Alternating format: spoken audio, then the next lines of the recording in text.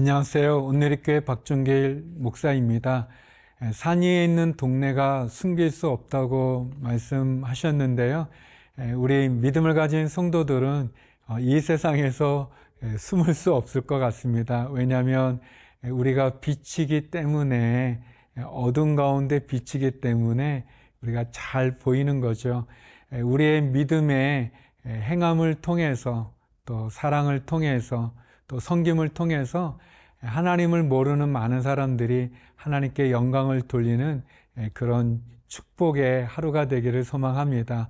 오늘은 야고보서 2장 14절에서 26절의 말씀을 함께 나누겠습니다.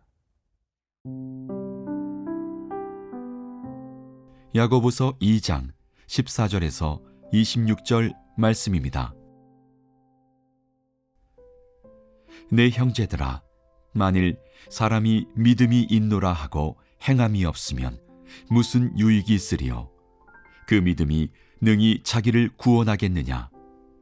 만일 형제나 자매가 헐벗고 일용할 양식이 없는데 너희 중에 누구든지 그에게 이르되 평안히 가라, 덥게 하라, 배부르게 하라 하며 그 몸에 쓸 것을 주지 아니하면 무슨 유익이 있으리요? 이와 같이 행함이 없는 믿음은 그 자체가 죽은 것이라. 어떤 사람은 말하기를 너는 믿음이 있고 나는 행함이 있으니 행함이 없는 내 믿음을 내게 보이라. 나는 행함으로 내 믿음을 내게 보이리라 하리라. 내가 하나님은 한 분이신 줄을 믿느냐? 잘 아는도다. 귀신들도 믿고 떠느니라. 아, 허탄한 사람아, 행함이 없는 믿음이 헛것인 줄을 알고자 하느냐? 우리 조상 아브라함이 그 아들 이삭을 제단에 바칠 때에 행함으로 의롭다 하심을 받은 것이 아니냐? 네가 보거니와 믿음이 그의 행함과 함께 일하고 행함으로 믿음이 온전하게 되었느니라. 이에 성경에 이른바 아브라함이 하나님을 믿으니 이것을 의로 여기셨다는 말씀이 이루어졌고 그는 하나님의 벗이라 칭함을 받았나니 이로 보건대 사람이 행함으로 의롭다 하심을 받고 믿음으로만은 아니니라. 또 이와 같이 기생 라합이 사자들을 접대하여 다른 길로 나가게 할 때에 행함으로 의롭다 하심을 받은 것이 아니냐? 영혼 없는 몸이 죽은 것 같이 행함이 없는 믿음은 죽은 것이니라. 야고보 사도는 특별히 믿음의 행함을 이렇게 강조하셨죠.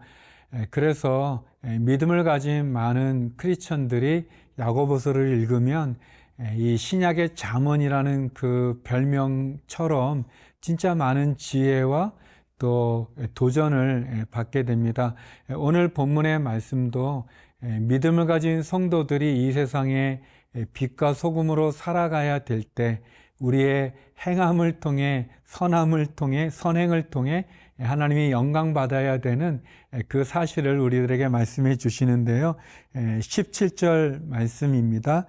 이와 같이 행함이 없는 믿음은 그 자체가 죽은 것이라. 우리들 가운데 헐벗고 또 일용할 양식이 필요한 그런 형제나 자매가 있는데 그냥 말만 하는 거죠. 평안해라, 배불리 가라, 뭐 이렇게 말만 하고 행동이 없다면, 행함이 없다면, 진실된 헌신의 열매가 없다면 그 믿음은 죽은 믿음이다. 행함이 없는 믿음은 그 자체가 죽은 것이다. 이렇게 말씀합니다. 굉장히 강한 말씀인데 이거를 우리가 오해해서는 안 됩니다. 믿음이 죽은 것은 아닌 거죠. 우리가 좀 경계해야 될 그런 태도 중에 하나는 믿음이면 된다. 믿음이면 된다라는 그런 태도입니다. 믿음, 예수님의 십자가의 복음을 믿는 믿음이면 되지 다른 거는 다 쓸데없다, 소용없다. 전혀 그렇지 않죠. 또 반대로 행함, 믿음도 중요하지만 행해야 된다라는 것, 그 행함만 또 강조하는 것, 그거는 자칫 잘못하면 공로주의나 어떻게 보면 율법주의로 갈 수 있고 인본적인 그런 사람들, 그런 모습을 갖추게 되죠. 그런 반면에 또한 이 두 가지를 섞어가지고 믿음으로 또 행함이 아주 중요하다라고 하면서, 그러니까 믿음과 행함이 마치 구원에 징표되는 것처럼, 예를 들어서 뭐 믿음을 갖고 헌금을 많이 한다든지, 또 뭐 믿음으로 구제를 많이 한다든지, 선행을 한다든지, 또 믿음으로 이렇게 생활하는 가운데 우리가 직분을 받는다, 이런 것이 다 우리를 구원하는 조건이 되는 것은 아닌 거죠. 아우구스티누스죠. 그런 교부 신학자가 그런 말을 했습니다.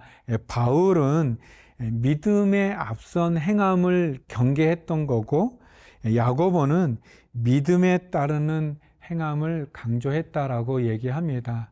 그러니까 우리가 구원을 얻는 데 있어서 믿음은 마치 뿌리와 같고, 행함은 마치 그 뿌리로 인해서 얻게 되어지는 열매와 같다고 말할 수 있는 거죠. 그러니까 믿음과 행함이 서로 반대되어지는 것도 아니고, 하나만 있어서 되어지는 것도 아니고, 믿음을 가진 사람은 당연히 행함의 열매를 가져야 된다는 거죠.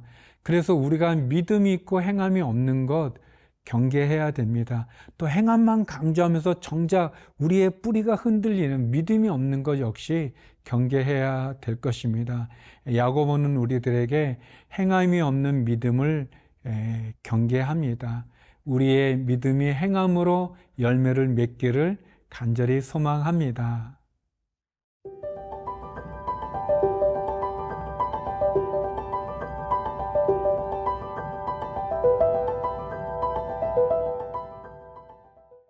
야고보 사도는 행함이 없는 믿음은 죽은 믿음이다라고, 이렇게 죽은 것이다라고 얘기하시면서 궁극적으로 우리가 행함으로 온전해지기를, 우리의 믿음이 온전해지기를 권면합니다. 22절인데요. 내가 보거니와 믿음이 그의 행함과 함께 일하고 행함으로 믿음이 온전하게 되었느니라. 행함으로 믿음이 온전히 되었다는 겁니다. 우리의 믿음이 어떻게 온전케 되느냐? 그냥 내가 마음 먹고 그냥 말만 하는 것으로가 아니라, 우리의 믿음으로 행하는 행동을 통해서, 순종을 통해서 우리가 온전해진다고 얘기합니다. 그러면서 이제 오늘 본문에 보면 아브라함의 이야기를 예로 들고 있죠. 하나님이 아브라함을 의롭다고 여기신 것은 그가 하나님을 믿는 믿음으로 그를 의롭다고 여겼습니다. 그러나 아브라함이 언제 믿음의 조상이 됩니까? 언제 아브라함이 하나님으로부터 그의 믿음이 살아있는 믿음, 하나님 기뻐하는 믿음으로 인정받습니까? 그것은 우리가 아는 것처럼 이삭을 하나님께 제물로 드릴 때 하나님이 너가 나를 사랑한 줄 내가 알겠다라고 얘기하시죠. 아브라함이 의롭다함을 얻은 것은 이삭을 낳기 전입니다. 이삭을 낳기 전에 아직 그런 기미조차 보이지 않을 때 아브라함을 밖으로 데려나가 하늘에 무수히 많은 별을 보여주면서 너의 자손이 이와 같이 되리라 라고 말씀하셨고, 그 말씀, 그 언약, 그 약속을 아브라함이 믿음으로 그를 의롭다라고 이제 하나님께서 말씀해 주셨는데, 그 믿음으로 의롭게 된 아브라함이 언제 하나님 앞에 온전케 되었느냐? 아까 나눈 것처럼 그가 이삭을 하나님께 드릴 수 있는 그 순종을 통해서, 그 행함을 통해서 의롭게 되어지죠. 또 하나 예를 라합을 듭니다. 라합은 이제 기생이기도 하고, 그리고 이방인입니다. 여리고에 사는 이방인인데 불구하고 아브라함은 하나님이 그를 찾아와서 그와 약속하시고 그와 동행했다면, 라합은 하나님에 대해서, 이스라엘에 대해서 들었습니다. 들었는데 그는 그 마음의 믿음으로 하나님을 믿고, 그리고 특별히 라합이 그 정탐꾼이죠. 여호수아가 보낸 그 정탐꾼을 잘 영접하고 그들을 보호해주고 그들을 돌봄으로 그의 생명을 구원받을 뿐 아니라 라합이 우리가 아는 것처럼 예수님의 조상이 되는 그런 은혜를 받죠. 라합이 어떻게 믿음의 여인이 되고 예수님의 조상이 됐습니까? 그것은 그가 정탐꾼을 영접하고 도와주고 그리고 약속을 지킴으로 행함으로 의롭다함을 얻게 된 거죠. 행함은 우리들에게 믿음과 행함은 서로를 보충할 뿐만 아니라 보완할 뿐만 아니라 믿음이라는 뿌리를 행함이라는 열매로 우리의 신앙을 보여주는 겁니다. 사랑하는 성도 여러분, 특별히 우리가 이제 기독교인들을 이렇게 잘 모르는 그런 세상 사람들이 기독교인들은 말만 잘해. 그냥 이 혀만 둥둥 뜰 거야. 뭐 물에 빠져도 뭐 그런 말을 듣죠. 우리의 행함으로 빛과 소금으로 세상을 밝히고 온전케 되는 저와 여러분 되기를 간절히 소망합니다.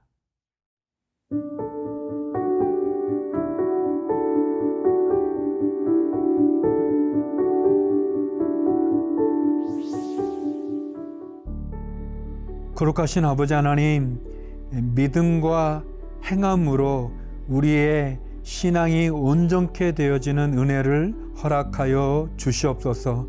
행함으로 증명되어지는 살아있는 믿음의 소유자가 되게 하여 주옵소서. 오늘 하루도 승리하게 하여 주시고 우리의 자녀와 가정과 일터를 축복해 주시며 환우들을 치유하시고 어려운 성도들에게 은혜를 베푸시며 선교사님들과 해외에 있는 한인들을 지켜 주시옵소서. 예수님 이름으로 기도드립니다. 아멘.